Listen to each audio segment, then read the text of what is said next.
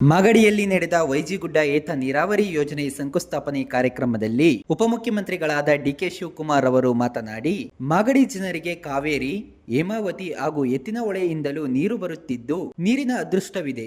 ಇದಕ್ಕೆ ಅಗತ್ಯವಿರುವ ಟೆಂಡರ್ಗಳನ್ನು ಈಗಾಗಲೇ ಕರೆಯಲಾಗಿದೆ ಎಂದು ತಿಳಿಸಿದರು. ಇದೇ ಸಂದರ್ಭದಲ್ಲಿ ಸಾರಿಗೆ ಮುಜರಾಯಿ ಇಲಾಖೆ ಸಚಿವರಾದ ರಾಮಲಿಂಗಾರೆಡ್ಡಿ, ಬೆಂಗಳೂರು ದಕ್ಷಿಣ ಜಿಲ್ಲಾ ಗ್ಯಾರಂಟಿ ಯೋಜನಾ ಅನುಷ್ಠಾನ ಸಮಿತಿ ಅಧ್ಯಕ್ಷರಾದ ಕೆ ರಾಜು, ಮಾಗಡಿ ಶಾಸಕರಾದ ಎಚ್.ಸಿ. ಬಾಲಕೃಷ್ಣ, ಬಮೋಲ್ ಅಧ್ಯಕ್ಷರಾದ ಡಿ.ಕೆ. ಸುರೇಶ್, ಕುಣಿಗಲ್ ಶಾಸಕ ರಂಗನಾಥ್ ಹಾಗೂ ಬಿಎಂಟಿಸಿ ಉಪಾಧ್ಯಕ್ಷ ನಿಕೇತ್ ರಾಜ್ ಮೌರ್ಯ, ಗ್ರೇಟರ್ ಬೆಂಗಳೂರು ಅಭಿವೃದ್ಧಿ ಪ್ರಾಧಿಕಾರದ ಅಧ್ಯಕ್ಷ ಗಾಣಕಲ್ ನಟರಾಜ್, ರೇಷ್ಮೆ ಮಾರಾಟ ಮಂಡಳಿ ಅಧ್ಯಕ್ಷ ಎಸ್. ಗಂಗಾಧರ್, ಜಿಲ್ಲಾಧಿಕಾರಿ ಯಶವಂತ್ ವಿ. ಗುರುಕರ್, ಜಿಲ್ಲಾ ಪಂಚಾಯತ್ ಮುಖ್ಯ ಕಾರ್ಯನಿರ್ವಹಣಾಧಿಕಾರಿ ಅನ್ಮೋಲ್ ಜೈನ್, ಜಿಲ್ಲಾ ಪೊಲೀಸ್ ವರಿಷ್ಠಾಧಿಕಾರಿ ಶ್ರೀನಿವಾಸ್ ಗೌಡ ಸೇರಿದಂತೆ ಇತರರು ಹಾಜರಿದ್ದರು.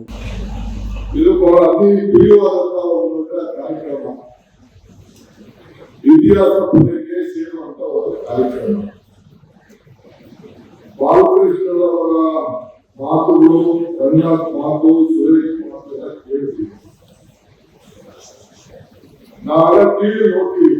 ಈಗೂ ಉಂಟೆ ಅಂತ ಕಾರ್ಯಕ್ರಮ ನೋಡಿದ್ರೆ, ಈಗೂ ಉಂಟೆ ಅಂತ ಹಂಗೆ ಈಗ ನಾನು ನಿಂತಿರೋದು ನಾಳೆ ಕೆಲಸ ಮಾಡ್ತೀನಿ ಅಂತ ಭವಿಷ್ಯ ಹೇಳ್ತಾರ. ಜನರೆಲ್ಲ ಇಲ್ಲಿ ಬಂದು ಎಂ.ಎಲ್.ಎ. ಆಗಿ, ಎಂ.ಪಿ. ಆಗಿ, ಚೀಫ್ ಮಿನಿಸ್ಟರ್ ಆಗಿ ದೊಡ್ಡ ಸ್ಥಾನಕ್ಕೆಲ್ಲ ಹೋಗಿ ಬರೀ ಬಣ್ಣ, ದುರ್ಗುಣಿಕೆ ಬಣ್ಣ ತೋರಿಸ್ತಾ ಇದ್ದಾರೆ. ನನ್ನ ಹೆಸರು ಹೇಳೋದು ಹೋಗುದಿಲ್ಲ. ನಮ್ ಕೆಲಸ ಹೆಂಗೆ ಅಂದ್ರೆ, ನಾಳೆ ಕೆಲಸ ಮಾಡ್ತೀವಿ ಅಂದ್ರೆ ಒಂದು ಶತ್ರುತ್ವ, ಇವತ್ತು ಮಾಡ್ತೀವಿ ಅಂದ್ರೆ ಒಂದು ಮಿತ್ರತ್ವ. ಹಂಗೆ ನಾಳೆ ಯಾರು ಇದ್ದಾರೋ ಏನೋ ಗೊತ್ತಿಲ್ಲ.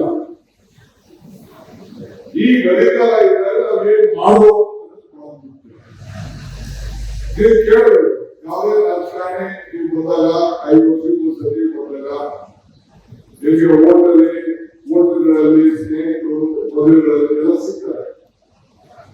ಒಂದು ಲೆಕ್ಕ ಹಾಕ್ಬೇಕು, ಕೇಳ್ಬೇಕು. ಆಯ್ತಪ್ಪ, ನಾವು ಬಾಲಕೃಷ್ಣನಿಂದ ಕಾಂಗ್ರೆಸ್ ಸೇರ್ಕೊಂಡು ನೀವೆಲ್ಲ ಜನತಾದಳದಲ್ಲಿ ಸೇರ್ಕೊಂಡಿದ್ದೀವಿ.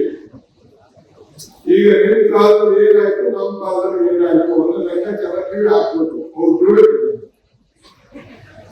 ಈಗ ಅಧಿಕಾರ ಯಾರಿಲ್ಲ, ಅಧಿಕಾರ ಇತ್ತಲ್ಲ, ದಳದ ಮುಖ್ಯಮಂತ್ರಿಗಳು ಇತ್ತು, ಪ್ರಧಾನಮಂತ್ರಿಗಳು ಇತ್ತು, ಎಲ್ಲರೂ ಅಧಿಕಾರ ಇತ್ತು. ಅಧಿಕಾರ ಇರುವ ಸಂದರ್ಭದಲ್ಲಿ ಏನ್ ಸಾಕ್ಷಿ ಕೊಟ್ಟಿಗಳನ್ನ ಬಿಟ್ಟು ಹೋಗಿದ್ದೀವಿ. ಈಗ ನಾವು ಈ ಮಾಗಡಿ ತಾಲೂಕಿಗೆ ಅಲ್ಲದೆ ನೀರು ತರ್ತಾ ಇದ್ದೀವಿ. ಭೂಮಿ ಮಟ್ಟ, ಭೂಮಿ ಅಂತರ್ಜಲ ಹೆಚ್ಚಿಲ್ಲ. ಈ ಮಾಗಡಿಗೆ ಎತ್ತರವಾಗಿದೆ, ಗುಡ್ಡ ಪ್ರದೇಶ ಅಂತೇಳಿ ನಾವೆಲ್ಲ ಬೆಂಗಳೂರು ಜಿಲ್ಲೆಯವರು, ಕೆಂಪೇಗೌಡ ಜಿಲ್ಲೆ ಅಲ್ವಾ, ಇದನ್ನ ರಾಮನಗರ ಜಿಲ್ಲೆ ಅಂತ ಮಾಡಬೇಕು. ನಾನು ಆಗ ಹೇಳಿದೆ, ಯಾಕೆ ನನ್ನ ಹೆಸರೇ ಯಾಕಂತ ನನ್ನ ಹೆಸರು ನಾನು ಜಿಲ್ಲಾ ಪಂಚಾಯತ್ ಬೆಂಗಳೂರು ಜಿಲ್ಲೆ, ನಾನು ಕಲ್ಕೊಂಡು ಎಲ್ಲ ನಾವಿದ್ದಾಗ ನಮ್ದು ಬೆಂಗಳೂರು ಗ್ರಾಮಾಂತರ ಜಿಲ್ಲೆ ಅಂತ ಇತ್ತು. ಈಗ ಸುರೇಶ್ ಎಂ.ಪಿ. ಆಗಿದ್ರು, ಅವರು ಬೆಂಗಳೂರು ಗ್ರಾಮಾಂತರ ಜಿಲ್ಲೆ. ರಾಮನಗರ ಅಂತ ಹೇಳ್ಬೇಡ, ರಾಮನಗರ ಹೆಡ್ಕ್ವಾರ್ಟರ್ಸ್ ಇರ್ತದೆ. ನಮ್ಮ ಬೆಂಗಳೂರು ಹೆಸರಿನ ಸ್ವಾಭಿಮಾನ ಹಾಳು ಮಾಡಬೇಡಪ್ಪ ಅಂತ ಹೇಳಿದೆ.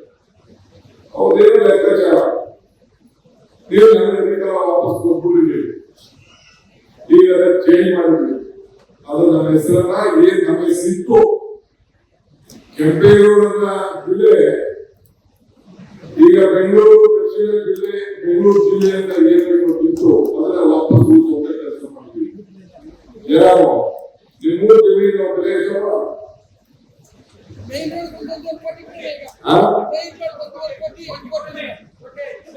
ಬೆಂಗಳೂರು 1 ಕೋಟಿ ಅಂತ ಒಳಗಡೆ 75 ಲಕ್ಷ ಅಂತ 5 ವರ್ಷದ ಎಷ್ಟಿದ್ರೆ 5 ಲಕ್ಷ, 1 ಲಕ್ಷ, 2 ಲಕ್ಷ, 3 ಲಕ್ಷ ಇತ್ತು.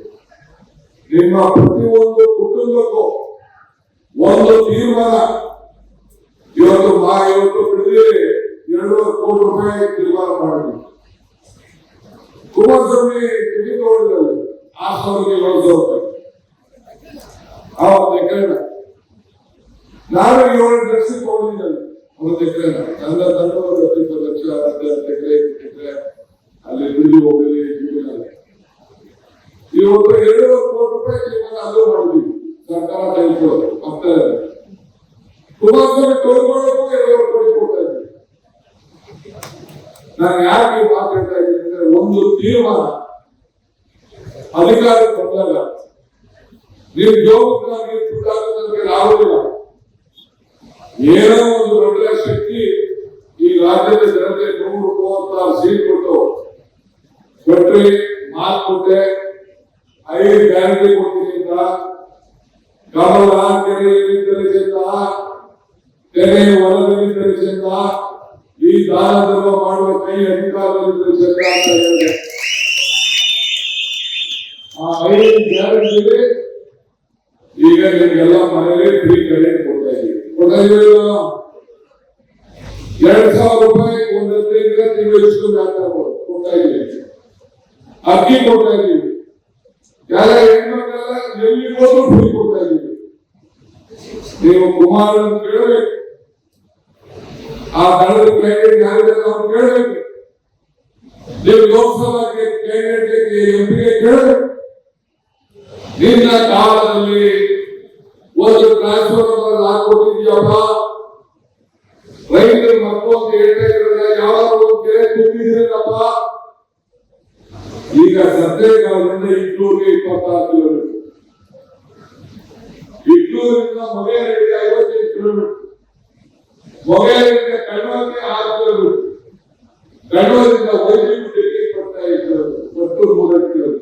ಒಂದ್ ಕಡೆ ಇನ್ನೊಂದ್ ಕಡೆ 20, ಇನ್ನೊಂದ್ ಕಡೆ ಇನ್ನೊಂದು 70, 160 HP ಪಂಪನ್ನ ಹಾಕಿ ನೀರನ್ನು 115 ಕಿಲೋಮೀಟರ್ ಲಿಫ್ಟ್ ಮಾಡಿ ಇವರು ತಂದು ಈ ಕೆರೆಗಳನ್ನ ತುಂಬಿಸುವಂತ ಕೆಲಸ ಮಾಡ್ತಿದ್ದೀರಲ್ಲ. ನೀವು ರೈತರ ಮಕ್ಕಳು ಅಂತ ಹೇಳ್ತೀರಲ್ಲ, ನಿಮಗೆ ಇರುವ ಈ ಚಿಂತನೆ, ಈ ಬಡವರ ರೈತರ ಬದುಕಬೇಕು, ಈ ರೈತರಿಗೆ ಸಹಾಯ ಮಾಡಬೇಕು, ಅದು ಒಂದು ಆಲೋಚನೆ ಇದೆ.